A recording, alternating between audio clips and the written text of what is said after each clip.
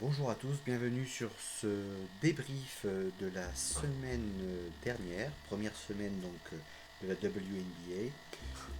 Pour ce débrief, nous avons la chance d'accueillir un nouveau camarade qui n'est autre que Romain, la caution Liberty et NCAA sur Twitter. D'ailleurs, Romain, où peut-on te suivre? Pour le Liberty, c'est @LibertyFR et pour le compte perso, c'est @RomainANDR7. Merci Romain. Voilà, si vous avez des informations à obtenir sur le Liberty et sur la NCAA, je vous conseille fortement de suivre ces deux comptes. Donc pour continuer, on va revenir un petit peu sur les matchs de la semaine dernière. On va commencer notamment par les matchs qui ont été commentés. Je demande à l'équipe, qu'avez-vous retenu de ces matchs? Bah, pour c'est un bon début de saison, malgré qu'il y ait des rencontres où il n'y a pas de surprise. C'était un début très dynamique pour chaque équipe qui ont débuté cette saison. Quand tu commences la saison, tout le monde est excité de commencer, donc je pense que c'était bien que ça commence, quoi. Ah bah moi, ravi, hein. J'ai sauté pendant 10 minutes dans le salon à la fin du match quand on voit le déroulé. Surtout excité parce que New York, totalement nouvelle équipe avec la grande intersaison. Et même s'il n'y a pas toutes les joueuses qui sont là, il y avait quand même juste Bethany Jelani, Sammy Whitcomb, les drafts de Michaela Onyenwere qui a marqué 18 points et c'est le record pour une rookie à New York dans toute l'histoire vu que c'est 17 points par Kian Nurse précédemment. Et puis on a mené le match plutôt, enfin après ça s'est joué vraiment à pas grand chose à chaque fois. On menait, Indiana revenait, puis à la fin Indiana avait 4 points d'avance.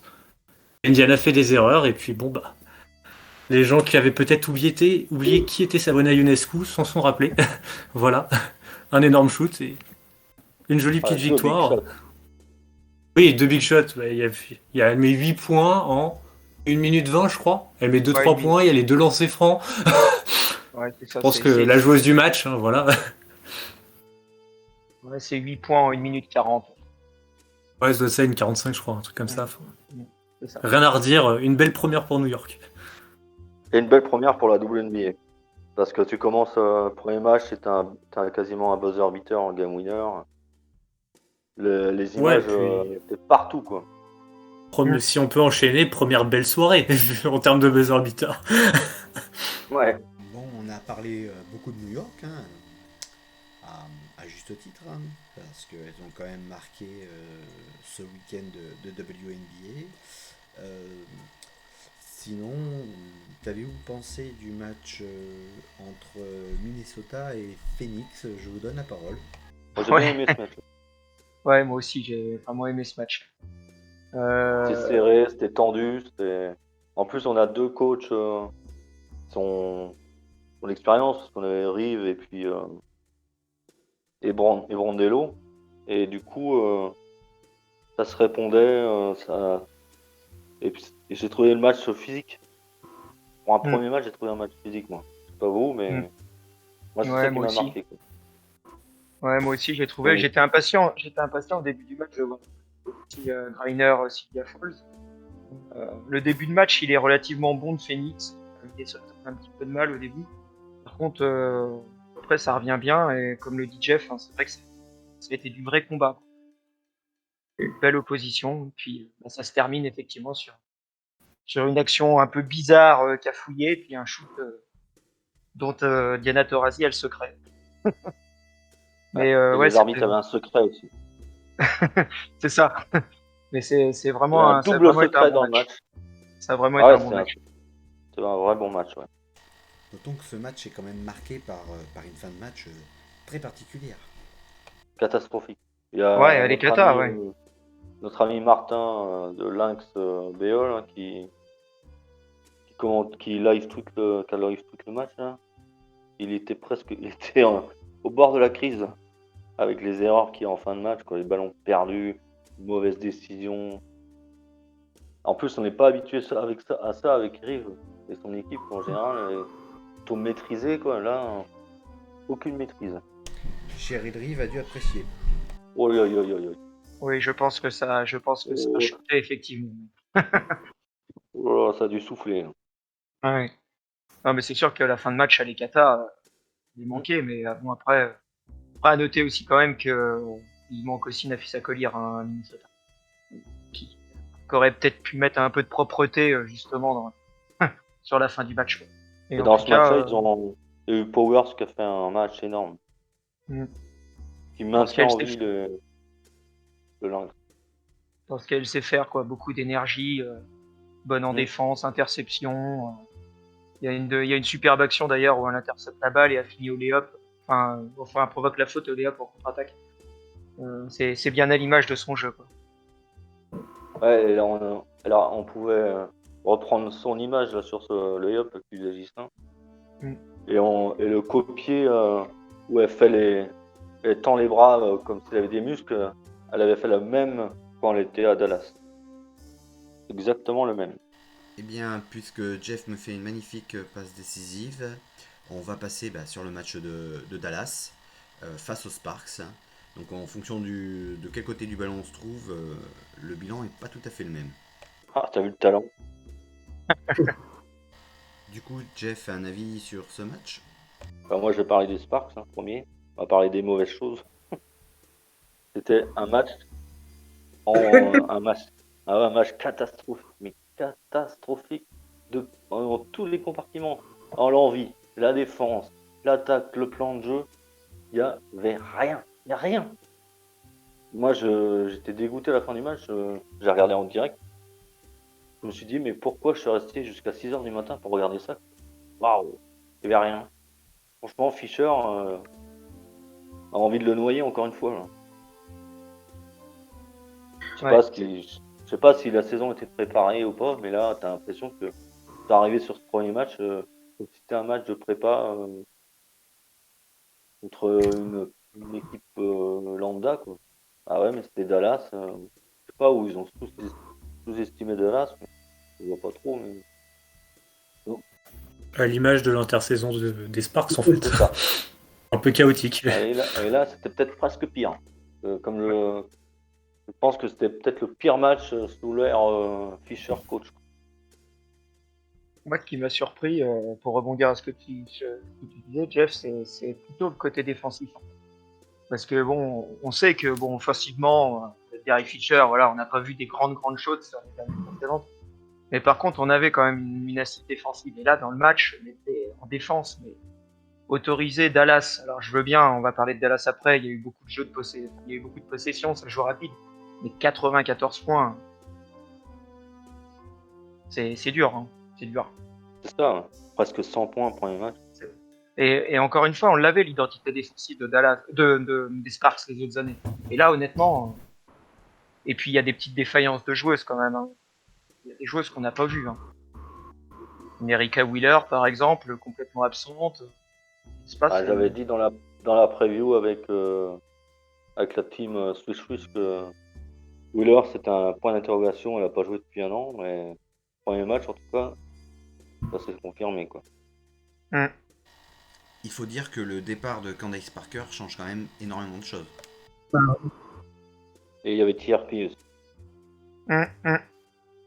Ruffin Parrat qui n'a pas été gardé, je sais pas pourquoi, mais ça faisait deux joueuses, une à l'arrière et une et puis on reste au fond de cours, qui faisait que ça tenait la route.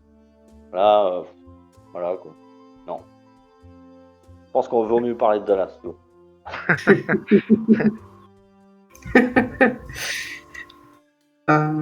Du coup, je vais commencer. Par rapport à Dallas, j'ai bien aimé le fait de l'entrée en jeu de Charlie Collier, donc à numéro 1 de draft, qui a fait le premier match, son premier double-double, donc qui défend bien, qui prend des rebonds et qui peut conclure avec des shoots à mi-distance notamment. Alisha Gray qui confirme sa progression.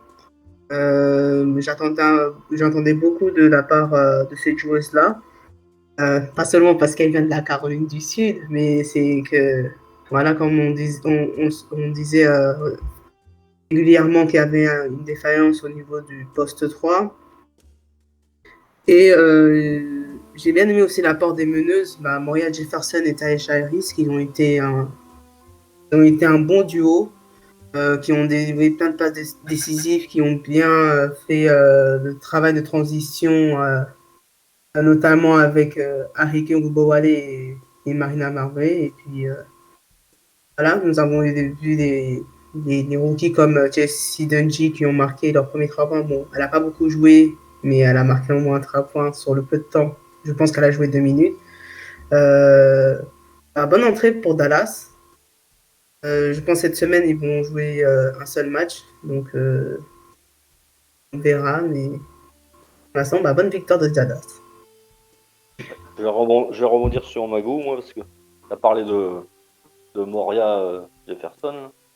Donc, je vais mettre un petit tacle à mon ami Jeff. C'est pour Moria, elle veut montrer que son contrat, il est mérité.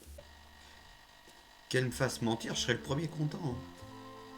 Ouais, il faut qu'elle score un peu plus. Non, mais Ouais. c'est vrai. Non, mais ce qui était intéressant, au-delà par rapport à Maria Jefferson, c'est que bon, déjà, on la voit, elle a joué, on n'a pas vu de problème trop physique, elle n'a pas forcé non plus, hein, parce que voilà, elle prend pas beaucoup de shoots, elle sait bien, je l'ai bien trouvé moi dans le collectif, je trouve que c'était pas mal. Donc ça, faut voir. En plus, on sait que Vicky Johnson l'a dit clairement qu'elle voulait la relancer. Donc on va voir comment ça va comment ça va se passer. Ce qui était bien aussi, c'est le. Ouais, vas-y Jeff, excuse-moi. Comme disait Jeff, 2 ans sans jouer, c'est beaucoup. Ouais, oui, faut. Après, on va voir. Hein. Moi, ce que j'ai bien aimé aussi à Dallas, c'est que c'est le jeu de possession à outrance là. C'est super joli à avoir joué quoi. Ça a vraiment couru partout dans tous les sens. Même une fille comme Harike, voilà, elle a pas de forcé, elle prend pas une tonne de shoot, elle est à droite. C'était vraiment agréable à voir jouer. Alors après, comme on disait, est-ce que c'est la défaillance des Stars ou est-ce que c'est un petit peu des deux? Ça demande à confirmer, mais vraiment une belle impression. Quoi. Bon, après toutes ces belles paroles sur Dallas, qui m'enchantent en plus haut point, bon, mais je voulais voir un petit peu avec vous, qu'est-ce que vous avez pensé du match de Chicago face à Washington? Qu'est-ce qu'on en a pensé? Que Chicago est prête, sont prêtes. Mais alors, oui, le match côté Washington, c'est une catastrophe absolue. Et elles ont artillé dans tous les sens. Voilà, ils n'ont pas mis un panier, quoi. Et collectivement, c'était très compliqué. Alors bon, après, il faut tempérer un petit peu cette performance parce que bon, c'est vrai que il manque Elena Deledon, il n'y a pas Maïcha Nice-Plaine.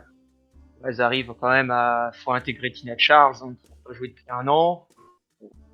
Moi, où j'étais plus déçu, c'est un peu sur des filles comme Ariel Atkins, que personnellement, j'ai pas reconnu, ou même Mélanie Mitchell aussi, qui d'habitude est quand même d'une propreté absolue, et là, elle met pas un shoot, elle fait pratiquement pas de passe, elle perd des ballons. Enfin, c'est surtout un petit peu sur ce backcourt là que j'ai été un peu déçu. Après, bon, faut peut-être le temps un petit peu que ça se mette en place. Magou, un avis? C'était agréable à voir. Moi, ce que j'ai bien aimé, c'était de voir Diamond Deschile en forme. Voilà, avec ce qui s'est passé l'année dernière, ensuite dans la bulle, et puis auparavant avec des pépins physiques, reprendre de la forme, même si elle n'a pas été énorme au scoring, ça allait parce qu'il y avait aussi Kayla Cooper à côté, Candace Parker, et Asundur, et puis tout l'effectif a bien suivi, quoi. Qui est incroyable côté Chicago, en fait, c'est qu'elle gagne un match très facilement avec une Courtney Vandersloot à 3 points et 4 passes seulement. Et on se dit que c'est là qu'on se rend compte que la profondeur d'effectifs qu'elles ont et le talent qu'il y a dans cette équipe. En plus, il manque du monde. Hein, il n'y a encore pas Azura Stevens. Bon, moi, je la connais, je l'ai suivi un petit peu, mais Shayla Hill, l'Australienne, vous allez voir, ça va donner quelque chose, hein, au poste de meneuse. Même si c'est une rookie, elle a quand même joué en ligue australienne pro à partir de 15 ans. Hein, donc, il y a du niveau et c'est vrai que la profondeur, c'est assez dingue de se dire que Sloot fait ce genre de match et qu'au final, Chicago domine très très largement. Enfin, moi, ça m'a assez épaté. C'est là que tu vois l'impact de Candace Parker Totalement. sur une équipe. Le Fanderso, t'es pas au top. Mais t'as Candace Parker, donc comme c'est une point forward à moitié presque dans l'équipe, si Vanderso t'es pas là, enfin pas dans son match, t'as Parker qui est là et ça change une équipe. C'est une franchise player, de toute façon, c'est évident. Et moi j'ai bien aimé le jeu du Sky parce que c'était collectif et je m'attendais à voir ça de Wade, voir s'il allait mettre ça en place dès le premier match et c'est ce qu'il a fait. Et comme l'a dit Magou, de Shield, quoi. De Shield qui n'a pas été là la saison dernière. Et là, premier match, éblouissante. Elle est partout, quoi. Elle est partout. Elle apparaît. Wow. Elle met pas Après. beaucoup de points, mais il n'y en a pas forcément besoin dans cette équipe. Mais par contre, voilà, c'est vrai qu'elle a été intéressante dans tous les secteurs du jeu. Et puis notamment, de toute façon, ce qu'il faudra qu'elle ait comme impact, c'est surtout d'un point de vue défensif.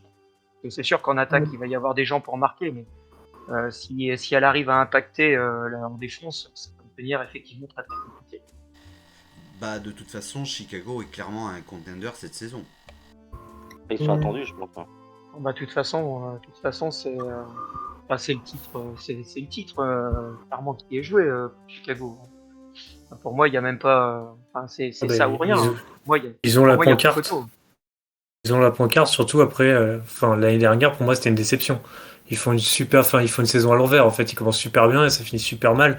Alors qu'il y avait vraiment, ils avaient quand même le matos pour faire mieux. Là, tu rajoutes Candace Parker. Il n'y a pas d'excuse. Là, si tu vas pas en finale, saison ratée. Merci. Voilà pour Chicago. Gigi, un avis sur Connecticut? Ouais, si, moi je trouve ça super fort en fait. J'ai été assez bluffé par cette équipe en fait. C'était une des équipes que j'attendais le plus cette année, enfin pour voir un petit peu ce que ça allait donner parce que elles avaient vraiment un jeu particulier et un jeu de transition très rapide et qui se manifestait beaucoup par Alyssa Thomas. Et là, son absence, j'étais très très interpellé pour savoir comment elles allaient jouer, comment ça allait évoluer, ce que ça allait donner. Parce que bon, Haïti, elle fait tout sur le terrain. Et j'ai été, que ce soit sur le premier match ou le deuxième, c'est assez impressionnant ce qu'a réussi à faire la Kurt Miller en se passant d'Alyssa Thomas. On a une Jonquel Jones qui a roulé un petit peu sur les deux matchs là. Des Wada Bonner qui a scoré. C'est très très fort. Très très fort. Moi j'ai trouvé ça. Alors après, ça risque peut-être d'être un peu juste pour aller loin parce que c'est toujours le même problème de la profondeur de banc. Mais alors par contre, cette équipe, honnêtement, je veux pas la jouer quoi. Non, c'est clair, moi je suis d'accord avec toi. En plus, il y a John Hurley qui a fait un match, fin de match énorme. Et il jouait sans Jasmine Thomas, l'autre Thomas. C'est ça. Donc, et on sent cette équipe sereine quoi, sur la lancée de ces 2 dernières saisons. Kurt Miller, un super coach quoi. Et il a l'art de faire jouer ses équipes, bien faire jouer ses équipes. Après, comme je disais, ouais, c'est le banc parfois, mais bon, Kurt Miller et le banc, Ouais, c'est ça. il est pas spécialiste. Hein. Ouais. Il fait beaucoup jouer ses starters. C'est ça. Non, mais c'est vraiment très impressionnant. Moi, j'ai été épaté par ce qu'elles ont produit. Et c'est vrai, quand on enlève Haïti, on n'enlève pas n'importe quelle joueuse, quoi. Ouais, mais Bonheur, j'ai l'impression qu'elle a envie de prendre les choses en main. Ce qu'il n'y a pas à Alyssa Thomas. Ouais. Bon, merci pour toutes ces analyses. Allez, maintenant on va passer sur un petit jeu. Je vous propose de faire votre 5 majeurs de la semaine. Alors, concernant mon top, j'ai mis en meneuse. En fait, j'avais hésité entre Skylar Diggins-Smith et Jordan Canada. Skylar, je pense que je vais choisir Skylar Diggins-Smith par rapport au scoring, parce qu'elle a marqué plus. Mais sinon, j'ai bien aimé aussi l'énergie que Jordan Canada avait donnée à Seattle, notamment au début de match, lorsque c'était pas trop ça pour Seattle. Et oui, c'est un bon ajout de sortie de banc. Enfin, pas un bon ajout parce qu'elle est déjà dans l'équipe, mais c'est une bonne personne qui peut remplacer Two Bird. En poste 2, j'ai mis Kalea Cooper, donc des Sky, qui a sorti vraiment un très bon match contre les Mystics. En 3, j'ai mis Alicia Gray. En 4, Brianna Stewart. Et en 5, Aja Wilson. Je vais mettre Souburn. Parce qu'elle a 40 ans et que t'as l'impression qu'elle a 20 ans et qu'elle fait jouer son équipe, c'est merveilleux.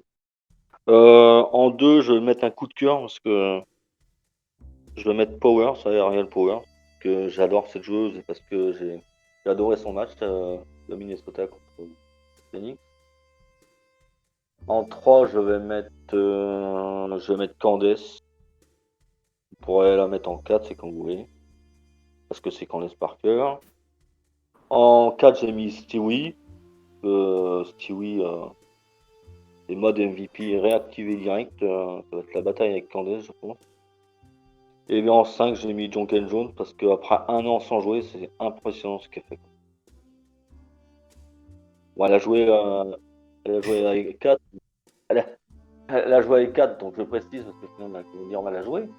Mais un an sans jouer en WNBA et sans jouer avec Tony Pickett, et là elle reprend sa place comme si de rien n'était. Alors donc moi à la main, j'ai mis Sabrina Ionescu. Alors pourquoi? Parce que déjà ce shoot est tellement marquant pour la gagne et puis son premier match quand même. Hein, elle n'est pas très loin d'un triple-double. Elle a régné sur le match. Le deuxième un petit peu moins bon effectivement, mais bon elle a quand même été là dans les moments importants. Elle a fait quelques passes assez décisives sur des prises à deux, notamment quand Indiana a remonté. Je l'ai trouvé très intéressante. Au poste 2, j'ai mis Jewel Lloyd, donc du Storm, qui a effectivement... le Storm, de toute façon, a régné sur le match contre les Aces. Moi, ce qui m'a impressionné, c'est que je trouve qu'on la cite pas assez, cette joueuse. Je pense qu'elle serait dans n'importe quelle autre franchise. En fait, on en parlerait beaucoup plus et elle aurait beaucoup plus de stats. Mais forcément, comme elle joue dans une équipe avec Kiwi, avec Subird et une profondeur de banc incroyable, on n'en parle pas assez. Au poste 3, j'ai mis Dewana Bonner, simplement par rapport à ce que je disais tout à l'heure sur le Sun. Hein, elle rayonne totalement dans cette équipe et le collectif du Sun est très bon. Au poste 4, l'inévitable Stewie, Brianna Stewart évidemment, donc qui a absolument détruit le poste 3 et le poste 3-4 contre les Aces. Et au poste 5, donc j'ai fait comme Jeff, j'ai mis Jonquel Jones. Petite précision sur ce que disait Jeff. Alors effectivement, elle a joué avec Ekaterinbourg, hein, mais elle était un petit peu en deçà de ses performances habituelles qu'on la voit faire en WNBA. C'est vrai qu'avec 4, c'est quand même une équipe All-Star, mais et j'étais assez curieux de voir ce qu'elle allait les donner. Et dès le premier match, c'est monstrueux quoi. Et puis elle a un impact énorme. C'est une grande qui peut faire des passes, qui peut shooter de loin, qui s'écarte. C'est monstrueux. Voilà pour mon 5. Bon, moi, je vais faire un petit 5 de cœur. En 1, j'ai mis Sabrina Ionescu. Bon, je pense que Gis vient de tout dire là-dessus. Il n'y a rien à rajouter. Elle a été épatante. C'était son 4e match pro. Enfin, même quasi on peut dire 3e. Elle avait joué que 2,5 l'année dernière. En 2, j'ai mis Diana Taurasi. Ça peut être surprenant parce qu'elle passe à travers son match, mais juste pour le fait que passer à travers un match et mettre quand même le tir de la gagne, niveau mentalité, ça fait un bail qu'elle est là, on le connaît, mais ça m'impressionne toujours. 3, j'ai mis Bethany Jalani de New York. Son second match est peut-être un peu moins abouti, mais sur l'ensemble des deux, avec une nouvelle franchise et avec la responsabilité qu'elle avait, je trouve qu'elle a vraiment, elle était au rendez-vous. Elle a vraiment dit je suis là et quand on la voit, dès que New York a un petit coup de mou, elle est là pour aller chercher les lancers francs ou pour mettre un shoot qu'elle sait mettre et où personne ne peut défendre. Et après en 4 et 5, j'ai pas fait très original, hein, comme beaucoup, j'ai mis la raquette du Sun et je trouve est juste impressionnante. Dewana pour les stats, Jonquel, je trouve que finalement c'est bien plus que des stats. Donc, pour moi, il n'y avait pas photo sur les postes 4-5. Parfait, ben, je vous remercie tous les quatre d'avoir participé à ce petit débrief, d'avoir partagé avec nous vos analyses et vos ressentis. Donc voilà pour cette semaine. Donc pour clôturer un petit peu ce débrief, je vais annoncer les matchs qui seront commentés sur Whoops TV. Donc il y aura le match de mardi à 1h du matin entre le Liberty et le Lynx qui sera commenté par Gigi et Romain. Il y aura ensuite le match de dimanche 19h entre le Sky et le Liberty, donc, qui sera commenté par Gigi et par moi-même. Et enfin, en dernier match, il n'y aura que 3 matchs qui seront commentés cette semaine. Il y aura une des grosses affiches, si ce n'est la grosse affiche de la semaine, entre les Aces et le Sun, donc qui seront commentés par MG et par Ghislain. Voilà, ben, je vous souhaite à tous une très bonne fin de journée, fin de soirée, peu importe de l'heure à laquelle vous écoutez. Et je vous dis à très bientôt pour les matchs commentés sur la chaîne.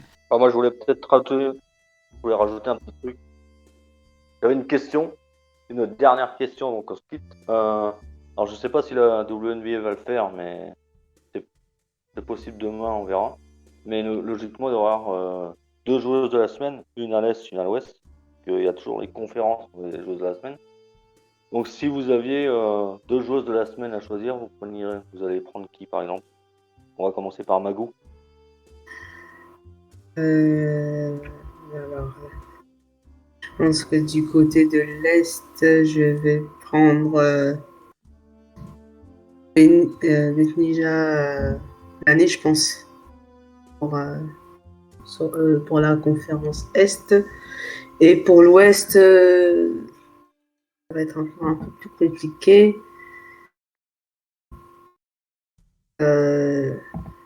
Je me suis dit, ça va être compliqué. J'ai pas de perspective en tête pour l'Ouest. En fait, je suis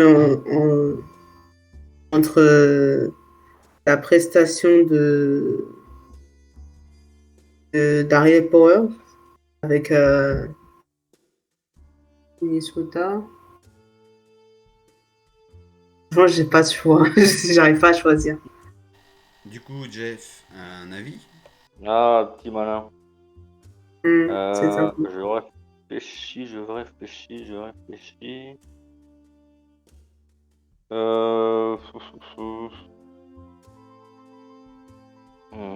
Compliqué, hein. Je vais commencer par l'Est, parce que c'est là que j'ai un peu plus de mal, mais à l'Est, je vais mettre Lainé aussi comme Magou. Et à l'Ouest, là, c'est compliqué. Mais à l'Ouest, je vais mettre Stewart. Allez. Je pense que l'Ouest, ouais, ça va être souvent. Alors, à l'ouest, moi je mettrais Brianna Stewart aussi. Et à l'est, je partirais sur Dewada Bonner. Ah bah moi je vais rejoindre Jeff et Ghislain pour l'Ouest, je vais mettre Brianna Stewart. Et alors pour l'Est, c'est là où j'ai plus de mal finalement, je trouve que Stewart c'est un peu une évidence à l'Ouest. L'Est, soit il y a des Wana Bonheur parce que 2 victoires avec les stats et tout, impressionnant. Mais sinon, en termes de storyline, je me dis, je suis désolé, mais Sabrina Ionescu avec le shoot qu'elle a mis, et sachant que c'était l'opening, enfin c'était le premier match de la saison, je pense que ça a peut-être joué au niveau médiatique en fait, en termes d'impact. Et donc je la verrais bien prendre le premier titre de la semaine à l'Est. T'as mis qui à l'Est? C'est Ionescu. Et Steve Wood de l'autre côté. Ouais, parce que je suis en train de réfléchir à ça. Je pense que même moi j'aurais fait l'erreur, mais Bonheur, si on la met, c'est à l'Est, c'est pas à l'Ouest. Oui, c'est à l'est, hein. Ouais, Oui, c'est à pour l'est, ça. oui. Oui, bien sûr. C'est pour ça que j'ai dit j'hésitais avec des Wana, mais je partirais plus sur Ionescu pour la story. Ouais. Bon, ben du coup, à moins de répondre à la colle posée par Jeff, bon, à l'Est, ça va être vite fait, hein, vu le chantier qu'elle a fait, moi je mets Bonheur. Et à l'Ouest, je m'en fous, elle m'a trop fait kiffer, je mets Alicia Gray. Voilà. Le mec, il s'en fout. Le mec Ça fait rêve, du et puis c'est corporate. tout. Ça Ah fait ouais. du corporate. Non, mais c'est vrai que dans l'absolu, par rapport à ça, à la limite, c'est peut-être l'occasion qu'elle l'ait une fois quoi dans l'année en plus. Donc oui, il y a des chances qu'elle l'ait plusieurs fois quoi. Bon, ben après cette petite rallonge fort sympathique initiée par Jeff, il est temps de vraiment vous dire au revoir. Donc voilà, ben au revoir et puis à bientôt. Merci. Merci, allez, salut. Bonne Alors, soirée.